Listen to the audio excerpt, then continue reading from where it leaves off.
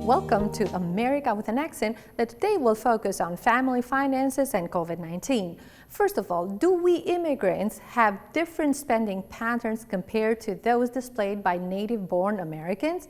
How did COVID-19 impact family budget, what to expect, and how to prepare for the winter that is coming? Also, a word of advice on use of credit cards. Let's watch and listen to this conversation with Dr. Christopher Decker, a professor of economics at University of Nebraska at Omaha.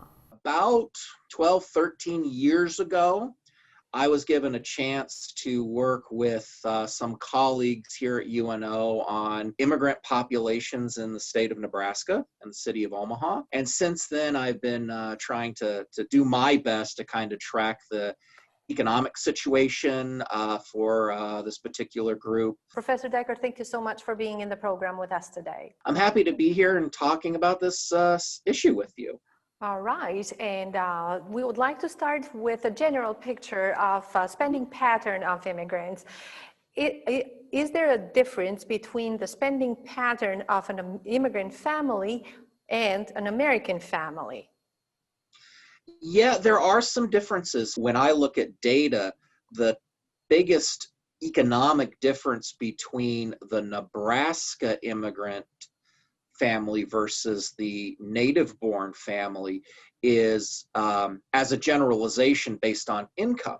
The average family income tends to be a little lower than that of the native-born population, although that gap has been narrowing in the last 10 years or so. But we're looking at about, for every 80 cents earned for an immigrant family, you'd have $1 earned for a native-born family. So a difference of 20 that cents. Does generate some differences in spending patterns. And there are three that really kind of stand out. Mm-hmm. One is spending on housing and the type of housing. The majority of immigrants are still, again, as a generalization, tend to rent. That's changing, but historically they've been more renters than owners when compared to native-born population.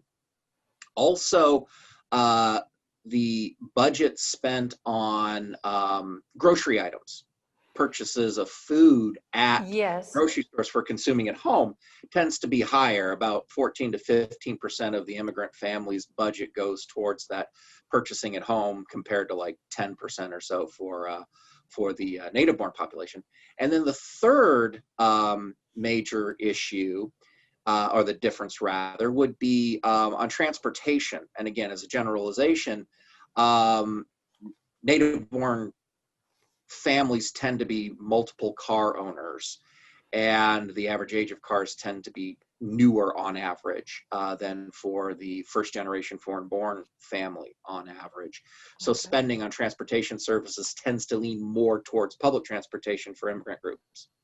And the other difference that we've seen in Nebraska has been spending on health services. This is a fourth one. It's not as big a difference, but when it comes to health service expenditures, this could be demographic more than anything else. But the native-born family may spend more on health services than the typical immigrant family might. The individual average immigrant age has been lower than the average native-born age in the state of Nebraska. That could be why the native-born population is tapping into health services more. You covered a little bit the immigrants and their spending for food, and that has been a realization that I have noticed, that we tend to spend more on food products and fresh produce because we like to home cook instead of eating restaurant food. And it's proven from your findings as well? It holds up. I mean, we look at expenditures, you do tend to see that. I don't want to speak out of my turn, I'm an economist, but it could be a cultural thing.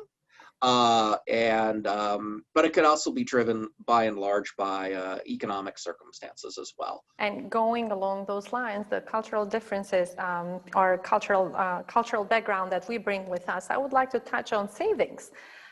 Yeah. Do we overdo savings? I think we immigrants save too much. That's my observation, but I could be wrong. Do we overdo really savings?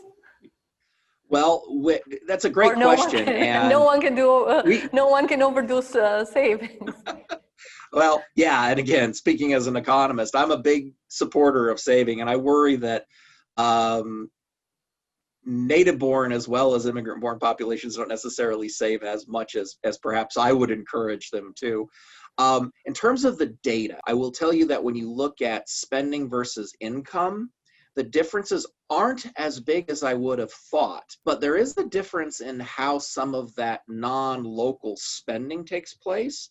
One big issue, at least historically, has been the issue of remittances. Yes. That is, immigrant families have close ties with family members back in their home country, and oftentimes we see a lot of savings that might be diverted to support families back home in home country, right? So we're talking Um, about the money sent to our home Exactly, that's what we countries, call a right? remittance, and that's something that, of course, Native population doesn't really do a lot. Native-born population may have greater access to credit, may have greater access to spending beyond their current income flow than perhaps a first-generation foreign-born family might have, and that might be encouraging more frugal behavior. What is a healthy percentage that a family should save every month without overdoing it or Oh, underdoing it? if you talk to 5 different economists, you'll get 5 different answers. Unlike your Um, answer. 5 to 10%. 10% is probably a little high because you do need to worry about your current consumption flow. But if you can save some of that in some form, whether you're paying into a retirement account or whether you're paying directly into a savings account. To put some numbers on the percentage, let's say if the family makes $5,000 a month, a combined income of $5,000, we're talking about saving about $500. That is in the higher Oh, end, you yeah, said? $250, $300, something like that would be helpful. Do we immigrants spend for entertainment? What does your study show? Well, when we look at entertainment, it was a very fascinating topic to think about. Okay, is the spending greater for one group versus another? The data that I looked at when I look at the spending patterns between the two groups, there really wasn't much of a difference. But Okay. that's on a percentage basis. That would imply is that the native-born population would probably spend more dollars on entertainment than and when we talk about entertainment, we are talking about, going to shows and concerts and things like that, that Movie can add up in theaters. terms of money. Now, whether or not that's the same as consuming entertainment is a big question, right? So you're saying that maybe we're not spending $250 for a concert ticket, but we go there for a $50 ticket. Is Yeah, that correct? or there's some organic form of entertainment. This is my hypothesis. This is my guess. Okay. A lot of immigrant groups, when they come to the United States, are very tight-knit. Both in terms of geography, like I'm thinking of South Omaha, for example, in terms of the That's correct. Latino immigrant population, versus the native-born population, which is more dispersed.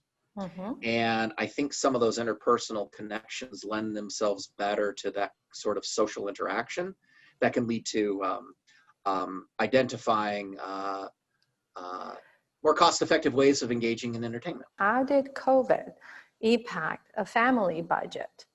And I'm not talking just about the amount here, but I'm talking about the spending pattern as well, new habits that we acquired during this time. A number of things do change. Okay.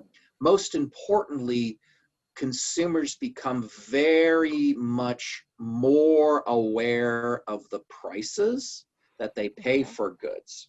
And I'm going to focus on the grocery store again because it's such a big chunk of everybody's budget. Yes, please. The goal is to economize because, one, you may be worried about your own job security. Two, you may have a family member who has lost a job and you don't have that second income coming in. So you're more budget constrained. So what does that mean? Well, you start buying goods that are cheaper. Oftentimes that means non-brand name goods, right? Okay. That tend to be lower in price. It also means that you don't expend as much on what we describe as luxury or discretionary goods.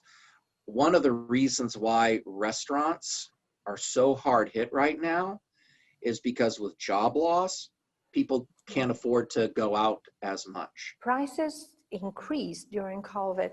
Do you see that trend to continue in the winter as well? What's your prediction? So this is very interesting. Typically, when an economy is doing worse, prices tend to go down. They're not going down, right? Not for foodstuffs, right? And this is one of the unique things about the COVID situation. For example, if you look at gasoline prices, since COVID hit, they've gone way down because demand for transportation has gone way down. That's typically what we see with prices, but you're right that when you go and you want to buy meat products at the grocery store or even fresh fruits at the grocery store, prices have not gone down, they've gone up. And in some instances, they've gone up by 6, 7, 10%. Yes. We've had what we would describe as a supply chain disruption. What's happened is we've had COVID outbreaks at meat processing plants. That requires them to pull out of the labor force. That means that there's less meat being processed and sold to grocery stores, right? So there's less available for us to buy, yet we still want to buy meat. Demand for that meat has stayed the same. Supply has gone down. When that happens, prices go up. Whether that's going to continue or not is anyone's guess. My suspicion is until we get a good handle on managing the COVID outbreaks, it's possible we could continue to see those supply disruptions. What does the history show? Will those habits imposed by COVID persist after COVID? Like, will people resume going to restaurants or spending more, spending for concerts or traveling? Or some of those habits will stay with us, will persist after COVID? If history is any guide when we look at recovering from recessions, there seems to be this period where, okay, we're back on a growth path in our economy, and people still have fresh in their minds what they experienced with the previous recession. And what we'll call the thrifty habits tend to persist for a little while. However, the further we get away from the worst of the recession, our memories kind of fade a little. With COVID, what we've seen is we had this huge drop in our economy and we've been slowly working our way back out of it. But we're moving quicker than we did in the previous recession. So that might mean that for the next few months, people are going to feel a little hesitant. But there's also what we call in economics pent-up demand. What does that mean? That means that after a few months, quarters, by the time we get to, I'm going to say, this time next year, fall of 2021, you're probably going to see a return to pre-COVID kind of behavior. If you have any advice for families during this time, what would be that piece of advice that is crucial for families to survive, not only to survive, but to have some quality in their life during the COVID pandemic? Take hold of those thrifty behaviors, the incentive to save, hold on to that, manage your budget. And if you can limit the amount of stress that you can feel in a time like this by saying, okay, I'm doing everything I can, I'm building a nest egg, I'm taking advantage of programs that are available and help that's available, there will be an end to this recession, and economies historically have recovered. There's no reason to believe that won't happen this time. And one more question, and that's it. And that regards the credit card and credit availability. When I came over to the United States, I didn't know the difference between a debit card and a credit card. And I heard all my friends at that time calling credit cards evil credit cards. Are they really evil? Or if managed right, they're an asset? Yeah. Look, there are times when we simply have to recognize that economic circumstances require that we spend beyond our incomes. and the availability of credit can help smooth that consumption. The card itself is not evil. It's the ability of a credit card to get out of hand, which can be evil. I know some people, and it doesn't really matter what their background is, will spend to their credit card's limit, and then they've got nothing but an expense to manage every single month. That kind of debt is not healthy. Short term, it makes sense. If you have access to credit, the best thing to do is to not treat it as free money. Be frugal, yes. Be wise. Thank you so much, Professor Decker. That was great. Great. Well, thank you. I had a lot of fun. This was a great experience. All right. This was America with an Accent for this week. I hope to see you again online at www.newamericansmedia.com or visit our YouTube channel, find us on Facebook or on Twitter. Thank you for watching. I am Enkela Vebiu.